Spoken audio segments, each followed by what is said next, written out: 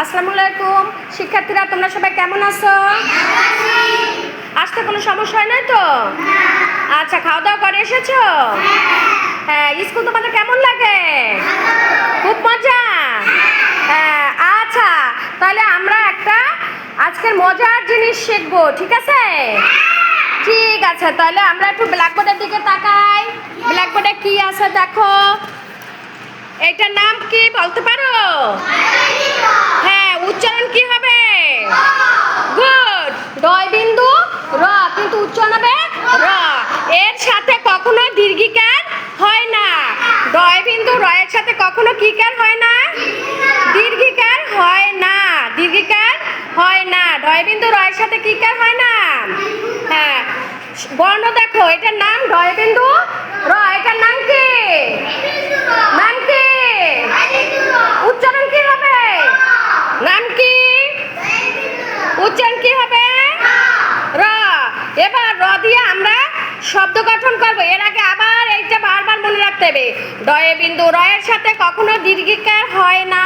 ডয়ে বিন্দু র এর সাথে কখনো দীর্ঘিকার হয় না। ডয়ে বিন্দু র এর সাথে কখনো দীর্ঘিকার হয় না। এবার দেখো ব্ল্যাকবোর্ডে কি আছে? মুড়ি, ঘুড়ি, করি, বুড়ি, শাড়ি। আবার মুড়ি, ঘুড়ি, করি, বুড়ি, শাড়ি। আবার মুড়ি, ঘুড়ি, করি, বুড়ি, শাড়ি। দেখেছো সবটাই রসিকার। ডয় বিন্দু র এর সাথে রসিকার, মনে থাকবে। এবার দেখো, সবাই কি মুড়ি খেয়েছো? মুড়ি দেখেছো? আচ্ছা, তাহলে কি বাক্য গঠন আমরা করতে পারি? আমি মুড়ি খাই। আর কি বাক্য গঠন হতে পারে মুড়ি দিয়া? আমি মুড়ি কিনি। তুমি বলো আশরাফুল, কি বাক্য হতে পারে? হ্যাঁ বলো। হ্যাঁ, আমি মুড়ি দিয়ে চা খাই। গুড, অনেক ধন্যবাদ, একটা তালি দাও। হ্যাঁ বলো, তুমি বলো।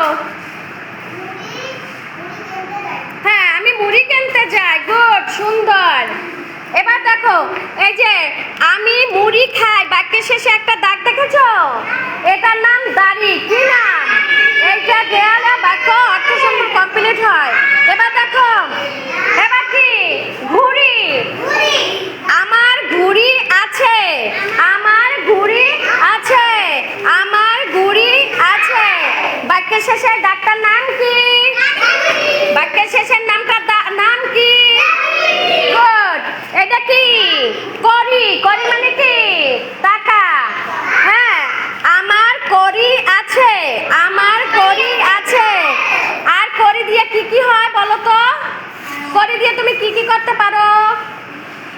হ্যাঁ হ্যাঁ, কিছু কিনতে পারি। হ্যাঁ, এবার তুমি বলো করি দিয়ে কি করা যায়? হ্যাঁ, করি দিয়ে কি কি করা যায়?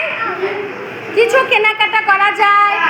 করি দিয়ে মায়ের ভালোবাসা কেনা যায় না। হ্যাঁ, এরকমের। এবার বুড়ি। এবার কি?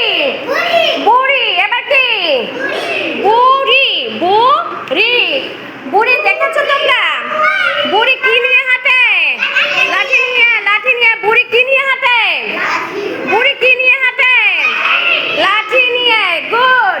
তাহলে দেখো, বুড়ির বাড়ি অনেক দূর। বুড়ির বাড়ি অনেক দূর। বুড়ির বাড়ি অনেক দূর। এরপর কি আছে দেখো, ডয় বিন্দু র দিয়া র, শাড়ি। এরপর কি আছে? শাড়ি। মায়ের শাড়ি আছে? বাজারে শাড়ি দেখা যায়? শাড়ি কিনতে পাওয়া যায়? তাহলে কি হবে?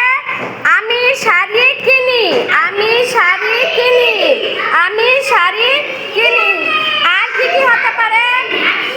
হ্যাঁ, তাহলে আবার আরেকবার আমরা রিভাইজ দেই সুন্দর করে।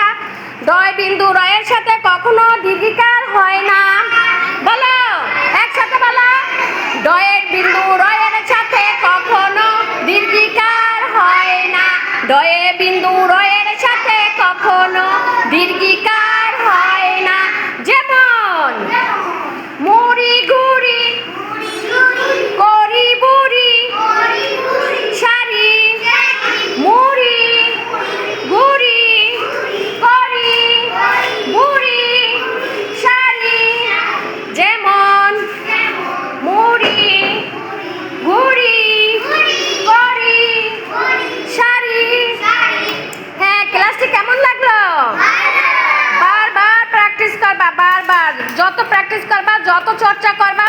বেশি বেশি শিখতে পারবা। শিখলে জীবনে অনেক কিছু করা যায়।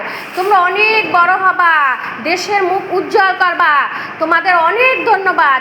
আবার আগামী ক্লাসে নতুন পাঠ নিয়ে আসবো, দেখতে ভুলবে না যেন। সবাইকে আল্লাহ হাফেজ। ভালো লাগলে সাবস্ক্রাইব করবে, ফলো দিয়ে পাশে থাকবে, সেভ করে রাখবে, বারবার চেষ্টা করবে।